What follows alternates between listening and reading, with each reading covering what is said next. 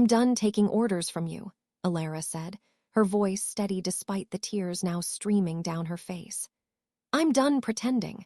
I'm done being paraded around like some prize at your charity events.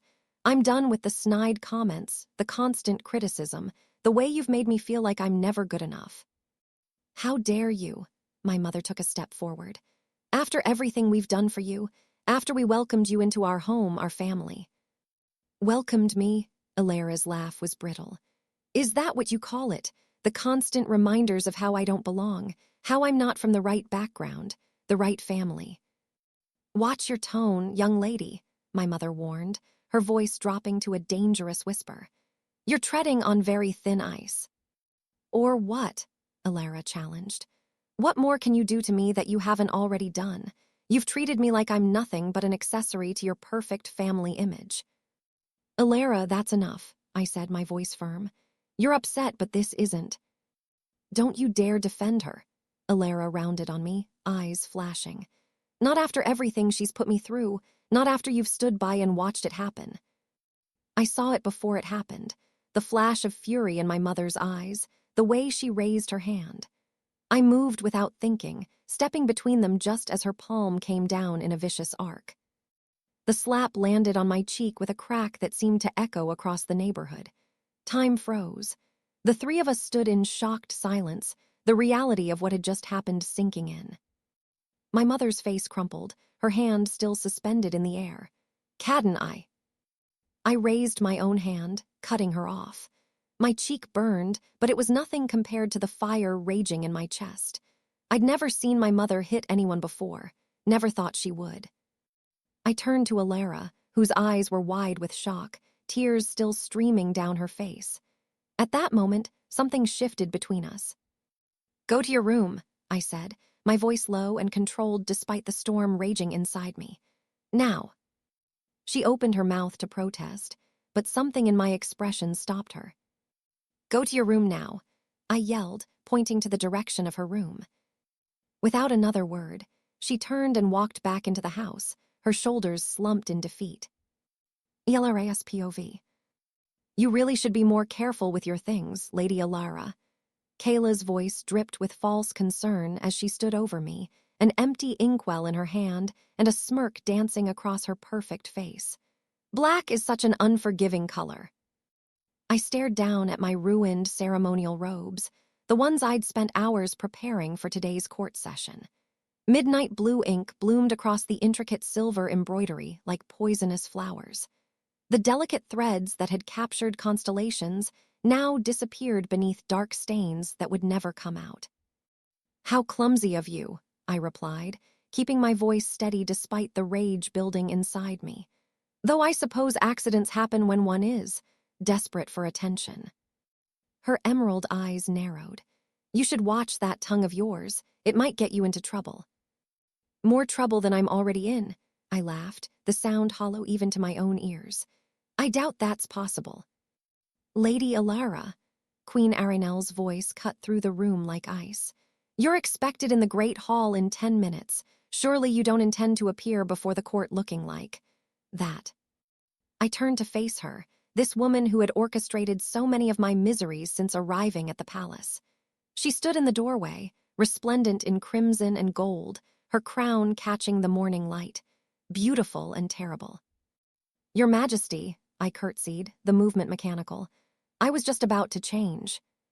See that you do. Her gaze flickered over my stained robes with calculated distaste. We can't have you embarrassing the crown, again. Of course not, I replied.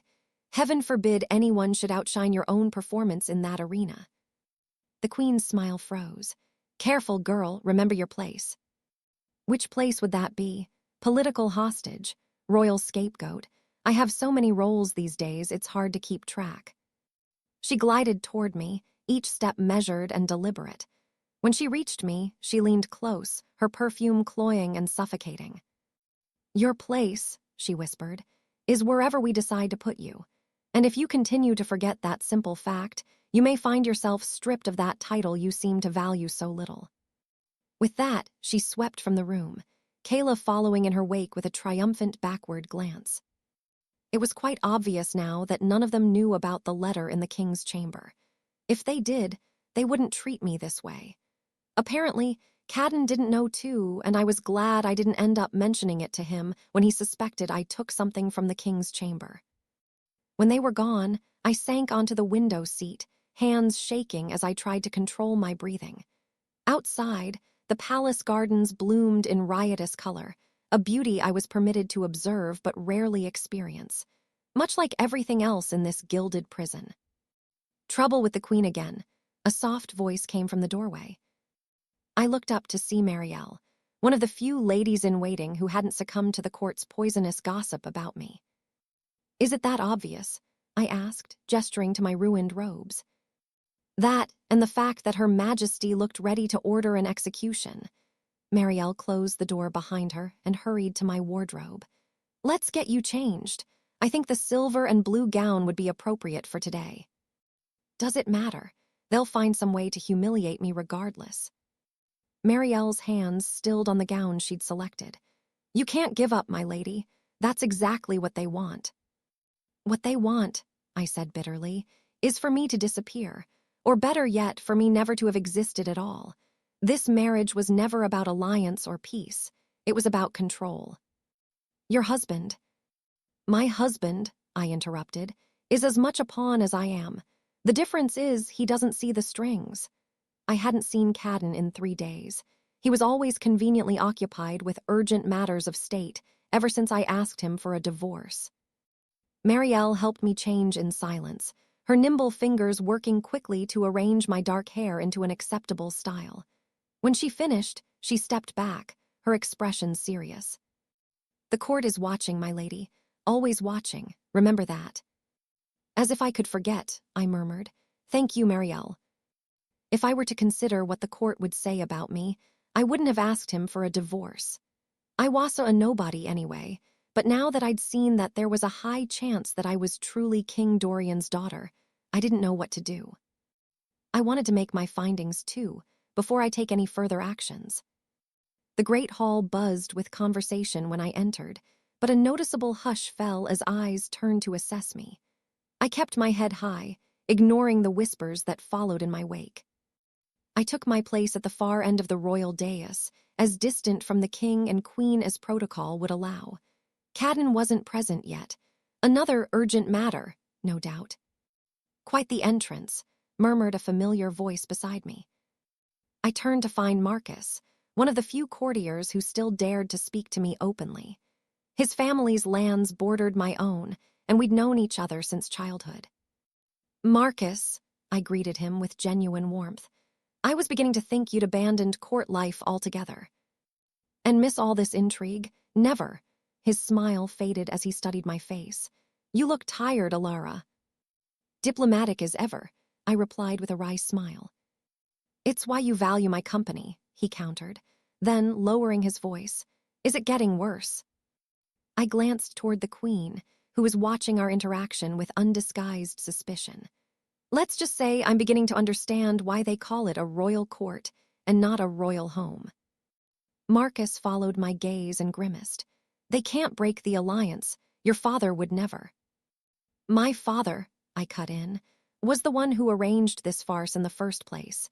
He knew exactly what he was sending me into." The realization had come slowly, pieced together from overheard conversations and documents I wasn't supposed to see. My marriage to Caden wasn't about uniting our kingdoms in peace. It was about my family maintaining control over territories they'd long coveted. "Marcus," I said suddenly, remembering the letter I'd found hidden in the king's chamber 3 nights ago. "Is there a king higher than Caden's father, someone who would outrank him?" His eyes widened slightly, and he glanced around before answering. "Why do you ask?" "I just need to know, please." He hesitated, then nodded almost imperceptibly. "There is. King Dorian of Verdana technically holds sovereignty over several kingdoms, including this one, though the arrangement is largely ceremonial these days."